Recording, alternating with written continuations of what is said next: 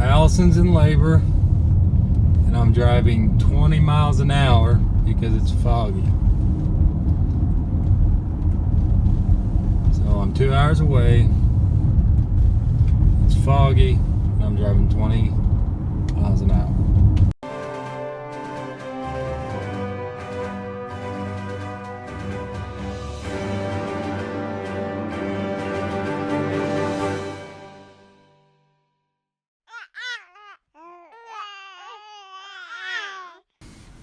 Week 21, and we got some bad news, but we also have some good news, sorta. It's just not all bad. Just a disclaimer that this is going to be kind of a hard episode for us to get through, so if you are not wanting to watch it, probably turn off now. So, on Sunday, late night, it's gonna be hard for me to get through this, so on Sunday late, I had some severe contractions, and at 12:05, I asked to go to the bathroom, and our little baby girl just fell out basically in the bathroom on the floor. It was enough where she didn't fall, but that's how easily she came out. And I asked them to save her. I screamed for help, but she was too little. There was nothing that they could do. How many weeks was she? 20 weeks 20. And three days. And I was in shock. They basically kept saying, you need to hold her because there's nothing we can do. And I kept saying, if you can save her, save her. I will hold her later. And she was just too little. And Josh had just gone home. Before he left, I was having some minor contractions, and the nurse kind of, I don't know, I think how would you describe it? She didn't find it to be a concern. They weren't bad enough contractions. Probably there's nothing we could have done anyways. But anyways, so Josh, we finally got a hold of Josh, and he came down. Which I'm 2 hours away, and it was foggy that morning, so I had to drive like 40 miles an hour on the interstate. And she passed after about 30 minutes, so she was born alive, but her lungs weren't developed properly. But she was beautiful. She looked just like her daddy. So, anyways, they have me on anti-anxiety and antidepressants because I've been having I had a full-blown panic attack, which has never happened to me before. But I think it's to be expected with what we've been through. We both, I think, have maybe some form of PTSD. Josh is scared to leave me for any time. Every time I close my eyes, I see her. But anyway, she was beautiful, and we named her Dawson Lou. To extend from there, we were told at 7 o'clock that morning, when the doctor came back in to see me, I was dilated 5 centimeters, and they were telling me that I would give birth to the other 2 babies by noon, and it would be the same outcome. That's pretty much what they were telling us. Because the contractions were still going on. And I was dilated. And once those start, usually don't stop. So they were just kind of waiting. Preparing us for the worst. So we were trying to, figure out names. And I was trying to be strong for Josh. And kind of the next day he was strong for me. So yeah, I was squalling like a little girl the whole time. It was really hard on both of us. And she was trying not to cry, of course, so it didn't push everything out. I was just, and so anyways, noon comes around, they wouldn't let me eat, and still nothing's happened. So finally they let me eat, and Dr. Fitzpatrick comes in, and they were talking about they could do a possible procedure called cerclage, but they worry about infection because if you sew me up and keep the babies in there, What are they sewing up? Your my cervix. cervix. If they sew the cervix up and there's infection in it, It'll just harbor infection. you've just closed it all up in there, and any infection to the babies will have to deliver. Yeah, and they're concerned about me as well because I want to, if this doesn't go well, to eventually maybe be able to try again. So anyways, I went in for a procedure on Tuesday morning. Yeah. Tuesday morning, and he was fully anticipating for me to still be dilated. For one of the baby's feet were actually in my cervical Cavity. or my vaginal cavity, and this was on Monday when they were feeling and after I had delivered, and he had fully anticipated really bad news, and he went in there and he was pleasantly surprised. There were no baby parts or even membranes in my vaginal area. I was dilated to 1 centimeter, which Was down from 5. down from 5. They couldn't do the cerclage, which I was disappointed in. I had a little bit of bleeding, and a little bit more bleeding than what he wanted. He didn't want to sew me up and me internally be bleeding. So he has said that he has not taken that off of the table. And I haven't been bleeding since at all. I've been doing, I think, fairly well. And so he's going to revisit that. It's actually, for me, it's an hour by hour situation right now. Like, my nurses check me at least every 2 hours, all my vitals and stuff. And I'm getting IV as we speak. So, yeah, we got all of our stuff hooked up here. So if I stay stable, that's a possibility to go back in. What the cerclage does is it closes that cervix, trying to keep the babies in there a little bit longer. There is for you science people out there, there's a chemical response when your cervix opens with prostaglandins, and by closing it tends to block that response. But in his opinion as well, if things are going well, we may not want to mess with it. So we'll just kind of see what happens and go Figure it from out. there. Yeah. But we were able to get some information. They were able to cut that umbilical cord up higher so that it could prevent more infection.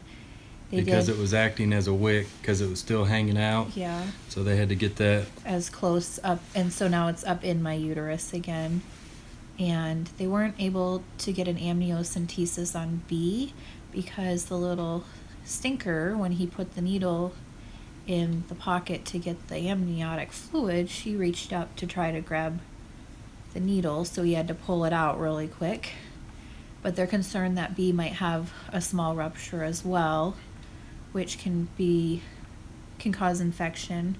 But I'm not convinced.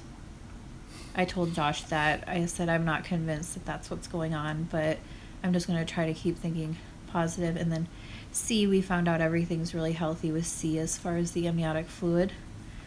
So Then the next day, they came in and I ended up having to have 2 units of blood. I didn't even think I lost that much blood. But I've been anemic, and I didn't realize, because they've had me laying, not moving at all with catheter and everything, and I couldn't even lift my head up. I was so weak, so I got 2 units of blood yesterday, and I feel like I'm like a new person. Josh has to help me to get up to use the restroom and stuff. Yeah, because But- I'm just like a newborn fawn with my legs. They're so weak. So anyways, my white count was really high, which for those of you that don't know, if you have an infection, your white count's high. And it went from 14 to 7.4. 7.4 after baby A, well, Dawson, after Dawson was born. And The blood transfusion. Went down before the blood transfusion. Right. And it stayed stable, so that's good for infection. Like they have me on a lot of antibiotics and just a lot of medication. And yeah, it's a roller coaster. They kind of said that they've never had this situation occur before, so they don't really have any outcomes to tell us. They're just staying positive, doing what they can. Well, our doctor is kind of gloom and doom. Like, he doesn't want to give false hope. And he has used some words in the past couple days.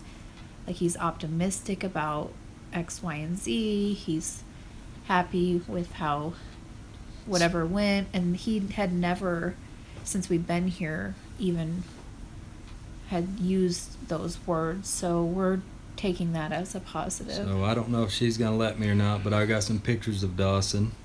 I didn't know if she'd let me put them on there or not. And she's underdeveloped, so she looks a little bit like an old lady because she's underdeveloped. But she looks like Josh. A whole lot like me. Yeah, Nose, lips. I get anxiety and a little bit of, like, my chest starts, which I've never been like this before. My chest starts tightening, and we have to meet with a funeral director today. We don't have to. They have been very kind, and they'll keep her as long as we want, but, it's been... She's shopping for urns. Yeah. And, but, really, another good thing for making this video is let everybody know, not that it's like, not that you're bugging us when you text for information and stuff. We're just not up for talking or texting about it. Plus, we've got so many people concerned that it's repetitive, and it's not that big of a deal. We just would rather just be quiet about it, or not really quiet, but not have to say it over and over again. Yeah, I've had a lot of people checking up on me, and I've not really responded, or I've been short, and it's not because I'm mad at you or anything like that. We need some time to grieve. We have a note on our door for no visitors, so we would just appreciate no visitors at this time until we're ready. Plus, if she gets any infection, any cold, anything, it's going to hurt the process. So. Yeah, we still have 2 to 3 more weeks for these babies to be viable, but I feel like the babies, which this is awful to say, but I feel like the babies that we have in my uterus are happier, which I know that sounds silly. Which I tried to, I was telling Allison that Dawson, she knew she had to come out to save the other two, so she's like she'll be the hero of the story, and we'll have her in an urn.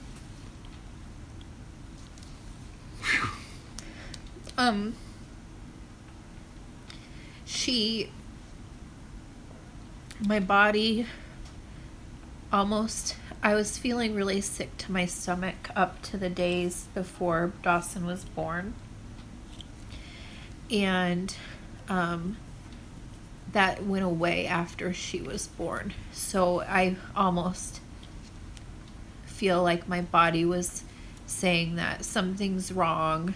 She's not supposed to be in there anymore. And then as soon as she went, it was just such a traumatic way in which she came,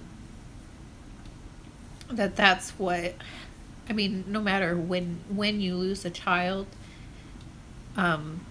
it's hard. Especially when it's your first one, Yeah. I guess. Yeah. We don't know. We really want to keep her memory alive. We don't want her to fade away. And so we're really, we have some plans with her footprints, and her feet were tiny. I mean, she was just tiny. She was only 11 ounces. I'll put I have a video of her, Allison holding her. I look awful. I mean, I don't think they expect you to look, fabulous. But they didn't let me shower for like 5 days. I just got a shower this morning, but I'm scared to get up too much. We're both just a little traumatized, and it's a hard time for us, and we just really hope that people can respect that we don't really want to talk about it. Like this video, this morning I was having a little bit of panic attacks because I knew we were planning on doing a video to tell people, and we're picking out urns, and so just overwhelming for you. It's overwhelming. My chest starts tightening, and so they gave me some medicine for that, so I was able to kind of get through this, and it'll be a while before we're okay, but and one day we will talk about her because we love her, and we want her memory we want to remember her. We want, hopefully, if these babies are born, we want them to know it's technically their big sister, and we want them to know about her. And if baby B comes out, she's identical, so it'll kind of be like we still have her with us. So yeah, we'll see parts of Dawson and her.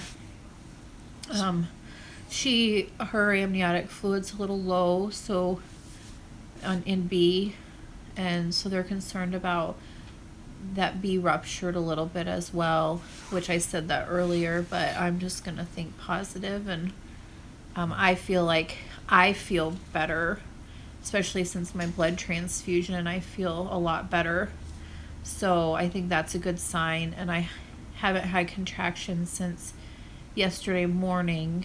They'll have an occasional here or there, but the doctors are really trying their best. I think after Dawson came, it was kind of told to us that they weren't going to intervene, and they were just going to let whatever happens happen. And the reason they said that is because if the babies are wanting to come out, usually it's a reason like an infection or something. But the main point of this video is to let people know, and we do appreciate you guys reaching out to us and showing your support.